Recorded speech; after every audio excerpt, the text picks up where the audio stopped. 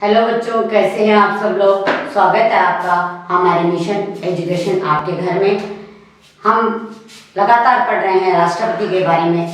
राष्ट्रपति बहुत ही महत्वपूर्ण और सर्वोच्च पद है, तो इसकी एक एक बात को हम बहुत स्पष्ट रूप से आपको समझाना चाहेंगे। और हमारी कोशिश ये रहेगी कि ये राष्ट्रपति केवल आप कक्षा 12 की दृष्टि से ही नहीं पढ़े, बल्कि आपके जीवन में आगे आने वाली जो प्रतियोगी परीक्षाएं हैं उनमें भी इस राष्ट्रपति पद से संबंधित जो प्रश्न है आपको पूछे जाएं, उनका भी उत्तर आपको अभी से तैयार हो जाना चाहिए। तो आपको बहुत ध्यानपूर्वक पढ़ना है भारतीय राज व्यवस्था के बारे में। और भारतीय राज व्यवस्था का सबसे महत्वपूर्ण पद है राष्ट्रपति।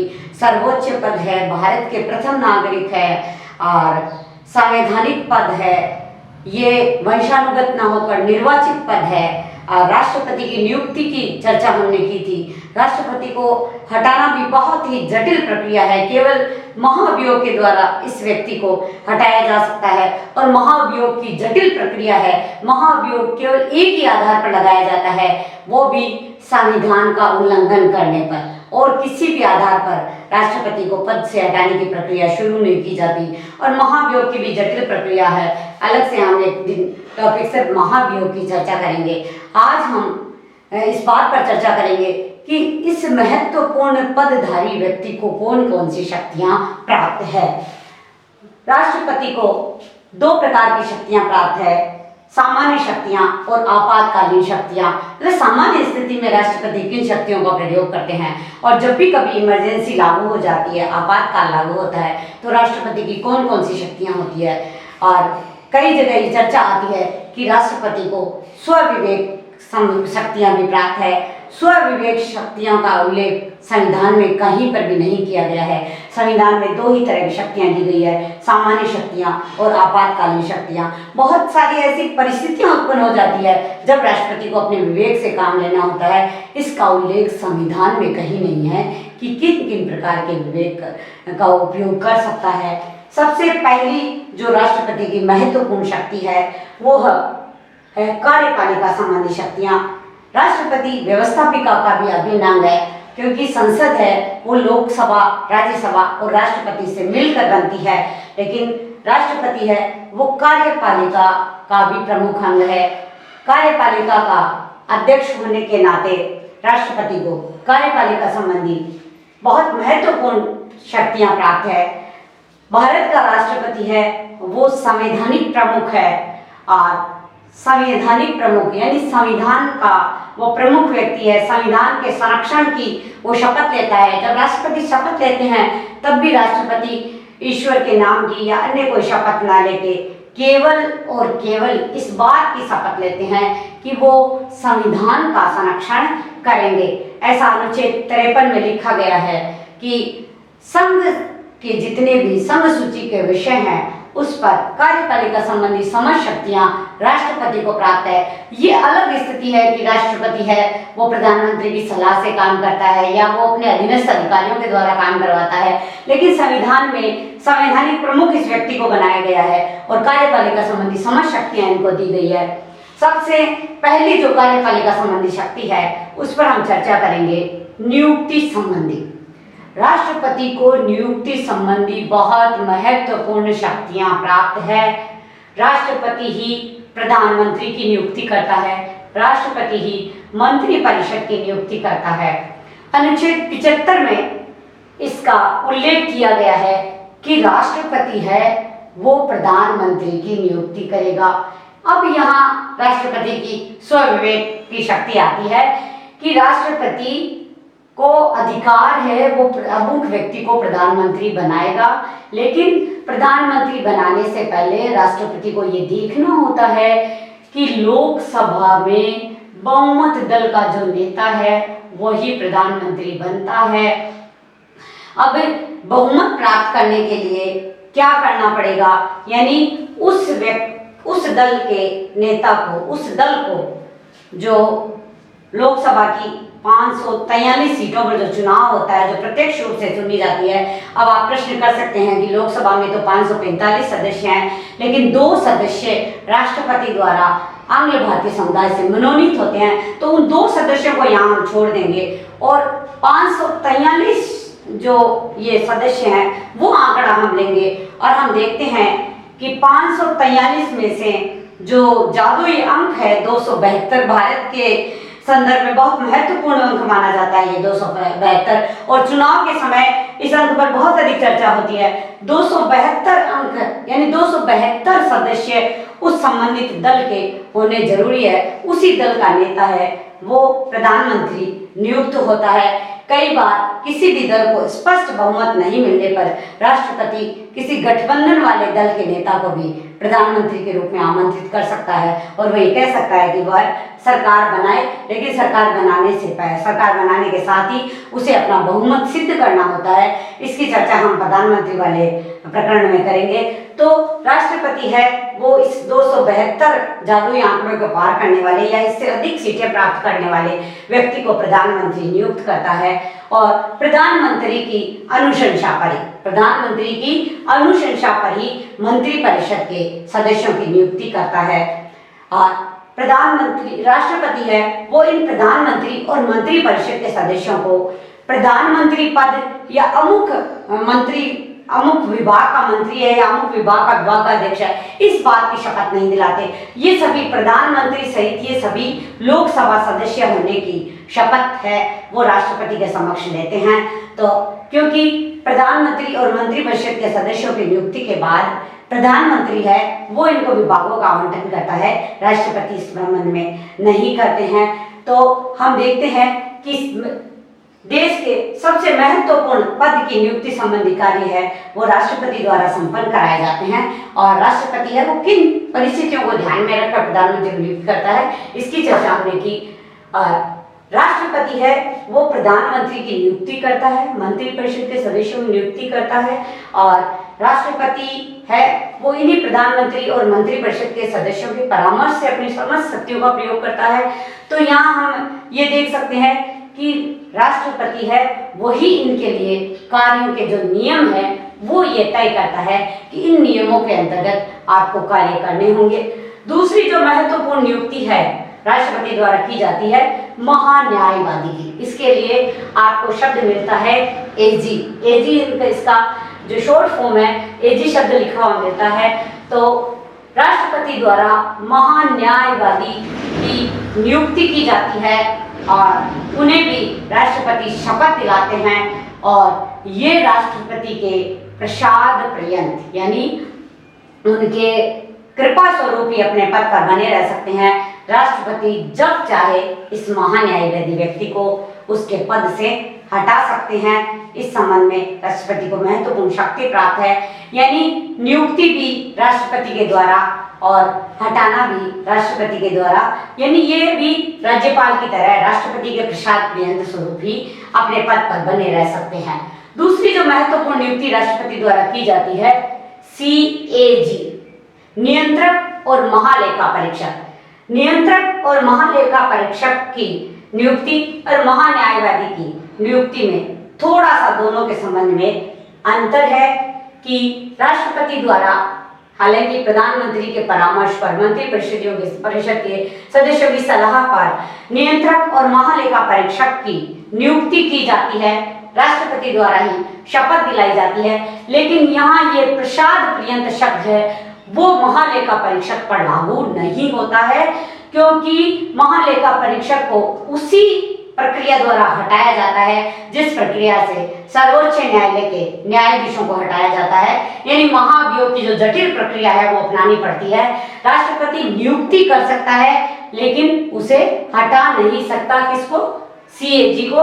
तो यहाँ आपको अंतर भी स्पष्ट हो गया है कि महान्यायवादी और महालेखा परीक्षक की नियुक्ति और हटाने संबंधी प्रक्रिया में राष्ट्रपति के अधिकारों में कितना अंतर है, कहाँ अंतर है? अंतर वही है कि महान्यायवादी है वो राष्ट्रपति के प्रसाद पर्यंत है, वो बना रह सकता है, लेकिन महालेखा परीक्षक है उसको हटाने का अधिकार राष्ट्रपति के पास नहीं है। इनके अलावा राष्ट्रपति द्वारा कार्यपालिका संबंधी शक्तियों में विदेशों में राजदूतों की नियुक्ति, विदेश राजदूतालयों में कौन व्यक्ति राजदूत होगा, इनकी नियुक्ति भी राष्ट्रपति के द्वारा की जाती है। सबसे महत्वपूर्ण नियुक्ति सर्वोच्च न्यायालय व उच्च न्यायालय के न्यायाधीशों की नियुक्ति और इनके मुख्य न्यायाधीश की नियुक्ति भी राष्ट्रपति के द्वारा की जाती है। मतलब देश का सर्वोच्च न्यायालय, जिसे संविधान का संरक्षक माना जाता है, क्योंकि जब भी कभी संसद के द्वारा संविधान का उल्लंघन किया जाता है तो सर्वोच्च न्यायालय द्वारा अपनी न्यायिक पुनरावलोकन की शक्ति के द्वारा ये पूछा जा सकता है कि अमुक कार्य है वो संविधान की मंशा के अनुसार नहीं है, तो इस महत्वपूर्ण पद पर नियुक्ति है वो संवैधानिक प्रमुख, संविधान के संरक्षक राष्ट्रपति के द्वारा की जाती है। और जितने भी संघ स्तर के आयोग है उनके समस्त सदस्यों और अध्यक्ष की नियुक्ति भी राष्ट्रपति द्वारा की जाती है। ये कौन कौन से आयोग है संघ स्तर के? संघ लोक सेवा आयोग, जो कि प्रशासनिक अधिकारियों की भर्ती का समस्त कार्य करता है, जिसको यूपीएससी भी कह रहे हैं। संघ लोक सेवा आयोग, निर्वाचन आयोग जो संपूर्ण देश में केवल एक होता है, राज्यों के अलग से निर्वाचन आयोग नहीं है, निर्वाचन आयोग और वित्त आयोग के अध्यक्ष और सदस्यों की नियुक्ति है वो भी राष्ट्रपति द्वारा की जाती है। हालांकि इन सब की नियुक्ति में राष्ट्रपति प्रधानमंत्री और मंत्रिपरिषद की अनुशंसा जरूर लेते हैं। इसके अलावा राज्यपाल, उपराज्यपाल व संघ प्रशासकों की नियुक्ति, यानी भारत में वर्तमान में जम्मू कश्मीर की स्थिति के बाद जो स्थिति है कि 28 राज्यों के राज्यपाल की नियुक्ति राष्ट्रपति द्वारा की जाती है और राज्यों में ये राज्यपाल है वो राष्ट्रपति के प्रतिनिधि बनकर शासन करते हैं और जब भी कभी आपातकाल लागू होते हैं तो पूर्णतया राज्यपाल है वो राष्ट्रपति के अनुसार ही शासन करते हैं। और जो दो संघ प्रशासित प्रदेश है दिल्ली और पांडुचेरी, वहाँ भी राज्यपाल है वो नियुक्त किए जाते हैं।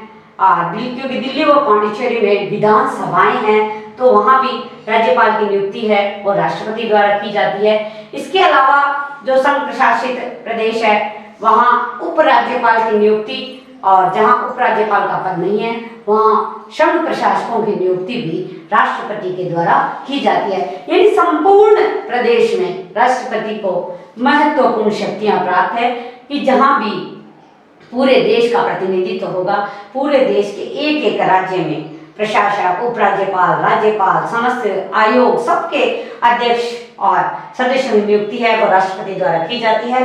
राष्ट्रपति को सैनिक संबंधी भी महत्वपूर्ण शक्तियां प्राप्त है कि राष्ट्रपति है वो तीनों सेना के सेना अध्यक्ष भी है, यानी जल सेना, थल सेना और वायु सेना के अध्यक्ष है वो राष्ट्रपति है। राष्ट्रपति ही इन सब के अध्यक्ष होते हैं, यानी सैनिक कार्य संबंधी शक्ति भी राष्ट्रपति को प्राप्त है। महत्वपूर्ण एक जो महत्वपूर्ण शक्ति राष्ट्रपति को दी गई है, हालांकि न्यायिक शक्तियों में भी हम इस पर विस्तार से चर्चा करेंगे, क्षमादान। अनुच्छेद 72 में यह लिखा गया है कि राष्ट्रपति है किसी भी व्यक्ति को क्षमादान दे सकता है, यानी भारत के एक एक नागरिक पर राष्ट्रपति को महत्वपूर्ण शक्तियां प्रदान की गई है। किसी भी दंड में वो क्षमादान कर सकता है जिसमें मृत्यु दंड भी शामिल है। और क्षमादान के अलावा विलंबन, निलंबन अथवा लघुकरण, यानी उसकी सजा को छोटी भी कर सकते हैं राष्ट्रपति। जब राष्ट्रपति के पास अपील की जाती है तो राष्ट्रपति को इस संबंध में महत्वपूर्ण शक्तियां प्राप्त है। इसके अलावा राष्ट्रपति है वो संसद का भी अभिन्न अंग है, राष्ट्रपति कार्यपालिका का भी प्रमुख है, तो राष्ट्रपति को संसद संबंधी कार्यों के बारे में भी महत्वपूर्ण शक्तियां प्राप्त है। राष्ट्रपति की जो महत्वपूर्ण शक्ति अगली है कार्यपालिका संबंधी, सूचना प्राप्त करने का अधिकार। अनुच्छेद 78 में इस बात की विवेचना है कि राष्ट्रपति है वो प्रधानमंत्री से जो भी कार्य चल रहा है उसके बारे में समस्त सूचनाएं प्राप्त कर सकता है। जैसे अभी कोविड या कोरोना के कारण बार बार लॉकडाउन की स्थिति है और इस लॉकडाउन की स्थिति में क्या चल रहा है, क्या कार्य हो रहा है, कितने पैकेज की घोषणा की गई है, जनता के लिए क्या क्या कल्याणकारी कार्य किए गए, इस समस्त सूचनाएं अभी वर्तमान राष्ट्रपति रामनाथ कोविंद हैं वो माननीय प्रधानमंत्री नरेंद्र मोदी से इस बारे में समस्त चीजें हैं वो पूछ सकते हैं कि आपने क्या क्या कार्य किया है। यानी प्रधानमंत्री को समस्त सूचनाएं राष्ट्रपति को देनी होगी, ऐसा संविधान में उल्लेख है। मतलब जितने भी कार्य हैं, जितनी भी गतिविधियां हैं उसकी समस्त सूचनाएं प्रधानमंत्री को देनी होगी। इसके अलावा राष्ट्रपति को विचार विमर्श संबंधी अधिकार भी प्राप्त है। जैसे वर्तमान स्थितियों पर किस तरह से आगे की क्या रणनीति होगी, क्या योजना रहेगी, क्या क्या कार्य किया जा चुका है, उसका क्या परिणाम है, समस्त विचार विमर्श है वो राष्ट्रपति प्रधानमंत्री और मंत्रिपरिषद के साथ कर सकते हैं। और इस संबंध में अनुच्छेद 78 में विधि निर्माण में भी राष्ट्रपति को महत्वपूर्ण शक्ति प्राप्त है। वो प्रधानमंत्री और मंत्रिपरिषद से पूछ सकते हैं कि किस संसद में कौन किस विधि का निर्माण किया जा रहा है, उससे संबंधित क्या स्थिति है। मान लो उदाहरण के लिए अगर महिला आरक्षण विधेयक लाना है, महिलाओं को 33% आरक्षण दिया जाना है या 40% दिया जाना है, जो भी स्थिति है, तो उस पर विधि निर्माण संबंधी क्या क्या कार्य होने हैं, क्या क्या कार्य चल रहे हैं, ऐसे समस्त बातें हैं वो प्रधानमंत्री द्वारा राष्ट्रपति है वो प्रधानमंत्री से पूछ सकता है। और इसके अलावा राष्ट्रपति है वो किसी भी विषय पर चर्चा करने के लिए, विचार विमर्श के लिए प्रधानमंत्री को कह सकते हैं कि अमुक विषय है वो मंत्रिपरिषद के सामने रखा जाए और मंत्रिपरिषद के सदस्यों को उस पर विस्तार से चर्चा करनी होती है। विस्तार से चर्चा करने के बाद उसका पक्ष विपक्ष, उसका क्या प्रभाव रहेगा, ये समस्त सलाह है वो मंत्रिपरिषद द्वारा राष्ट्रपति को दी जाती है। यानी कार्यपालिका संबंधी शक्तियों के बारे में हमने आपको बताया। बहुत ही बारीकी से राष्ट्रपति की कार्यपालिका शक्तियों का आपको अध्ययन करना है कि कौन कौन सी नियुक्ति संबंधी शक्तियां हैं, क्षमादान का अधिकार क्या है, सेनापतियों संबंधी राष्ट्रपति को क्या अधिकार प्राप्त है, इसके अलावा कौन कौन सी सूचनाएं राष्ट्रपति द्वारा प्राप्त की जाती है। हम बार बार इस बात पर जोर दे रहे हैं कि राष्ट्रपति है वो संविधान का संरक्षक है, संविधान का प्रमुख है और देश का सर्वोच्च व्यक्ति है। और इस सर्वोच्च पदधारी व्यक्ति को किस किस प्रकार की शक्तियां प्राप्त है और इन शक्तियों का प्रयोग वो किस तरह से करेंगे, क्योंकि संवैधानिक शक्तियां अलग बात है और उसका व्यवहार पक्ष अलग बात है। हम इस बात पर चर्चा कर रहे हैं कि राष्ट्रपति है वो संविधान के अनुसार कितने शक्तिशाली है और व्यवहार में वो उन शक्तियों का किस तरह से प्रयोग करते हैं, इसकी चर्चा है वो की जाएगी। कि और आपसे प्रश्न ये भी पूछा जा सकता है कि अनुच्छेद 78 के अनुसार राष्ट्रपति के क्या अधिकार हैं, अनुच्छेद 75 में वो किस तरह से प्रधानमंत्री की नियुक्ति करते हैं, और महान्यायवादी और महालेखा परीक्षक है इनकी नियुक्ति और इस संबंध में राष्ट्रपति के अधिकारों में क्या अंतर है, किस बात को लेकर अंतर है, इसको भी स्पष्ट करना है। क्योंकि बहुत बार प्रतियोगी परीक्षाओं में ये प्रश्न पूछा जाता है कि महालेखा परीक्षक के संबंध में प्रश्न दे दिया जाता है कि राष्ट्रपति को शक्तियां प्राप्त है, लिख दिया जाता है नियुक्ति, शपथ, पद से विमुक्ति और प्रसाद पर्यंत, तो इसमें सही उत्तर क्या है, कौन कौन सी शक्तियां हैं वो राष्ट्रपति को प्राप्त है। इस तरह के बहुत सारे प्रश्न आपके सामने आते हैं और समस्त जो संसूची के विषय हैं उन पर राष्ट्रपति को क्या क्या अधिकार प्राप्त है। और प्रधानमंत्री है वो राष्ट्रपति और प्रधानमंत्री के संबंध किस तरह के हैं, ये दोनों मिलकर किस तरह से कार्य करते हैं। क्योंकि जब भी कभी जब हम तुलना की बात करते हैं अमेरिका और भारत में, जब शक्तियों की तुलना होती है तो हम अमेरिका के राष्ट्रपति के साथ प्रधानमंत्री की शक्तियों की चर्चा करते हैं। क्यों? क्योंकि समस्त जो शक्तियां हैं, व्यवहारिक शक्तियां हैं, उनका प्रयोग प्रधानमंत्री के द्वारा किया जाता है। और अमेरिका में भी कार्यकारी प्रमुख है वो राष्ट्रपति है, कार्यपालिका प्रमुख, भारत में भी कार्यपालिका प्रमुख है वो राष्ट्रपति है। लेकिन भारत में कार्यपालिका प्रमुख है वो संवैधानिक अध्यक्ष है, क्योंकि उनके संवैधानिक अधिकार और वास्तविक अधिकारों में अंतर है। क्योंकि एक अनुच्छेद में स्पष्ट किया गया है कि राष्ट्रपति है वो अपने अधिकारों का प्रयोग प्रधानमंत्री और मंत्रिपरिषद की सलाह पर करेगा। तो ये सलाह शब्द जहाँ आया है वहाँ वह अपनी वास्तविक शक्तियाँ हैं वो प्रधानमंत्री को ही सौंपता है। और जब भी हम तुलना करते हैं तो कि भारत और अमेरिका की, तो हम प्रधानमंत्री की शक्तियों की तुलना अमेरिका के राष्ट्रपति के साथ करते हैं, क्योंकि वहाँ वास्तविक शक्तियों का उपयोग वहाँ के कार्यपालिका अध्यक्ष राष्ट्रपति द्वारा ही किए जाते हैं। इस तरह के प्रश्न वो आपसे पूछे जा सकते हैं कि राज्यपाल की नियुक्ति है वो कौन करता है, उनको पद की शपथ किसके द्वारा दिलाई जाती है, कितने राज्य हैं, कहाँ कहाँ विधानसभा है, कहाँ प्रशासक की नियुक्ति होती है, कहाँ उपराज्यपाल की नियुक्ति होती है, और क्षमादान संबंधी अधिकार है वो राष्ट्रपति को किस किस तरह से प्राप्त है। कल हम राष्ट्रपति की विधायी संबंधी शक्तियों की विस्तार से चर्चा करेंगे और कोशिश करेंगे कि आपको न केवल कक्षा 12 के लिए बल्कि आने वाली प्रतियोगी परीक्षाओं के लिए भी तैयारी करवाएं। तो घर रहिए, सुरक्षित रहिए, जान है तो जहान है।